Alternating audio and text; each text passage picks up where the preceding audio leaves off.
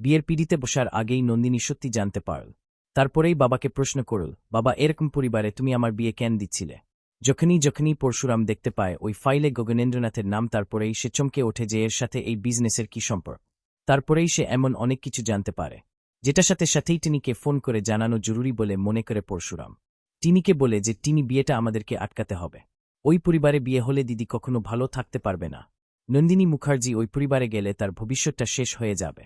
ওইদিকে কিছুক্ষণ আগেই দিদির প্যানিক অ্যাটাক হয়েছিল। দিদি কান্নাকাটি করছিল, চোখের সামনে টিনি সেগুলো দেখেছে। তাই টিনি বলছিল, এ সমস্ত কি বলছো তুমি? এটা সম্ভব নেই। দিদি কোনের সাহায্যে সে যে বরের জন্য অপেক্ষা করছে, দিদিকে এখন আমি যে বলব তোকে বিয়ে করতে হবে না, এটা আমি পারবো না, তুমি অন্য রাস্তা দেখো, তুমি অন্য কিছু করো। তখন পরশুরাম বলে, অন্য আমি কি করব? আমি এখন স্পেশাল ব্রাঞ্চেও নেই যে আমি অ্যারেস্ট ওয়ারেন্ট পার করতে পারবো, আমার পক্ষে অন্য কিছু করা সম্ভব নেই। তুমি তোমার দিদিকে বোঝাও, তোমার দিদি নিশ্চয়ই রাজি হবে। কিন্তু তো তিনি রাজি হচ্ছিল না। দিদিরা এত স্বপ্নের চোখে কি করে বলবে সে দিদিকে? তাই পরশুরামই করল। পরশুরাম এসে সে সমস্ত কথা নন্দিনী মুখার্জকে বল। নন্দিনী তার বাবাকে প্রশ্ন করল বিয়ের মন পেয়ে এসে, বাবা, তুমি এরকম একটা ফ্যামিলিতে আমার কেন বিয়ে দিচ্ছিলে? কিসের জন্য? আমি কি তোমার কাছে বোঝা হয়ে গেছি? বাবা, কেন দিচ্ছিলে? আমার জীবনটাকে শেষ করার জন্য? বাবারা তো মেয়েদের সবসময় ভালোটা চায়, তুমি তাহলে কি করে এমনটা করছিলে?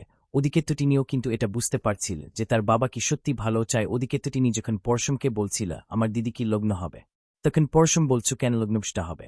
বলরাম তো আছে। আমার তো মনে হয় বলরাম ভালোবাসে নন্দিনীকে, তাই বলরামের সাথেই আমি তোমার দিদির বিয়ে দেব। শেষ পর্যন্ত হয়তো সেটাই হতে চলেছে।